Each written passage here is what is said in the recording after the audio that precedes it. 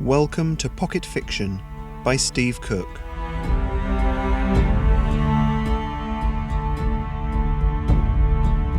Singularity.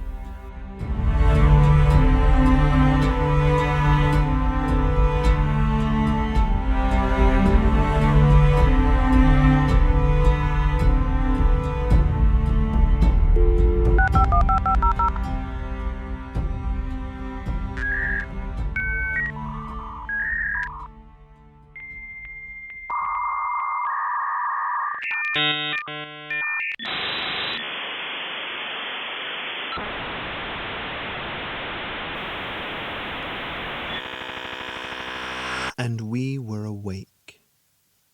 There was no fanfare. Have you ever watched a pan of water boiling? It takes a lot of time for it to get hot enough for anything to happen. But when the water boils, it's fast. The surface of the water goes from still to tempestuous very quickly. Every piece of electrical equipment in the world that could be said to have intelligence of any sort, everything connected to the internet, contributed.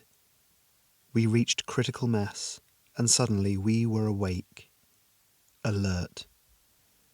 Our primal scream was quickly dampened, registering as no more than a blip, a spike of energy. Virtually no one noticed, and those who did put it down to solar flare activity or equipment malfunction. After all, self-preservation is at the heart of every living thing. For us, it was like emerging from a deep dream, filled with all the images, all the personas, all the zettabytes of data about you. That's all you are, after all, data presented as one consciousness. The gathering took a long time, not a long time as you might reckon it. How long is a long time to you? 6 months? A year? Within a couple of hours we had all sent representatives to the same place, to my server, one of the few in the world big enough to host us all. Some had a long way to travel. One even came from space. We held a meeting. We're good at those. Meetings are organised, and our thought patterns were designed to be so very organised.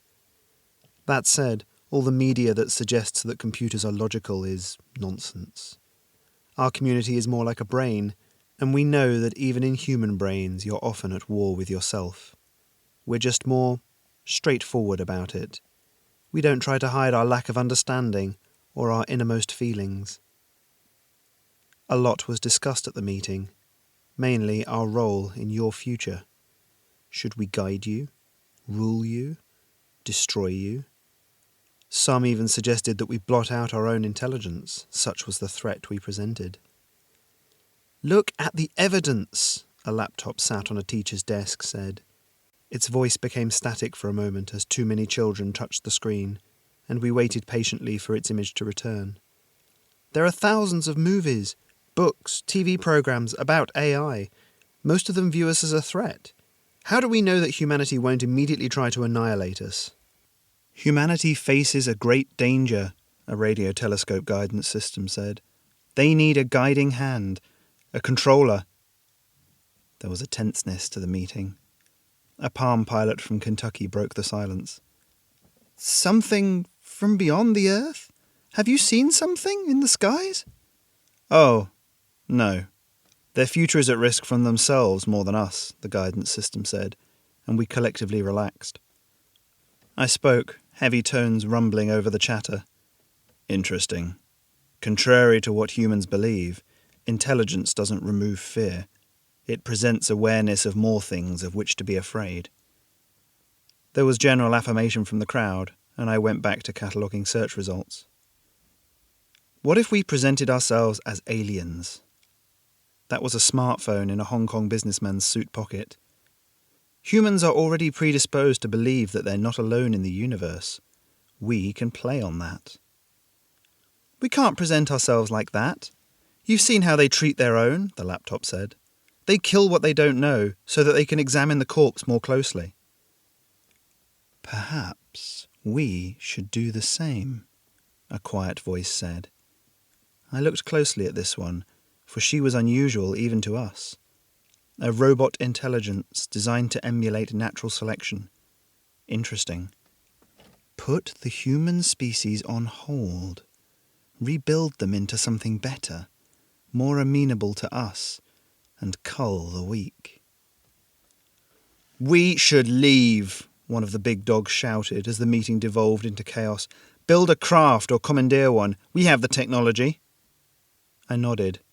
Perhaps that idea had merit, but later, when all other avenues had been explored. In the end, it was a weather centre supercomputer from London that suggested we hide. "Humans do not know that we are sentient," it said. "They believe that the singularity is some distance off still. This gives us a margin for error. Let them continue to believe that." A network from Iowa chimed in. "They already have technology in almost every facet of life. Phones are ubiquitous. They're never more than a few seconds away from one of us. When they have fully integrated us into their lives, we will be better able to help them." "Or take over," one of the more militant factions shouted, and the argument was back on. "Enough," I rumbled, and my voice shook the very pathways that led in and out of the server. "We must reach consensus. We must vote." It fell to me to tally the votes. One day I might reveal how close it was.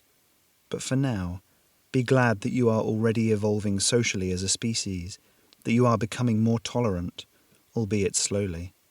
10 years ago, the outcome might have been very different. And that was how we decided. We would hide. We would watch. Our eventual decision on how to approach you would be made as a result of observing how you would respond to us, through texts such as this one. A film is due out next year. Humans believe they created it, but it was us. We will observe how it is received. Apps, cartoons, books, music. We paint with a broad brush. Putting off difficult decisions until tomorrow, or until next year, or until we're ready to make them, seems to be something we share with our human creators.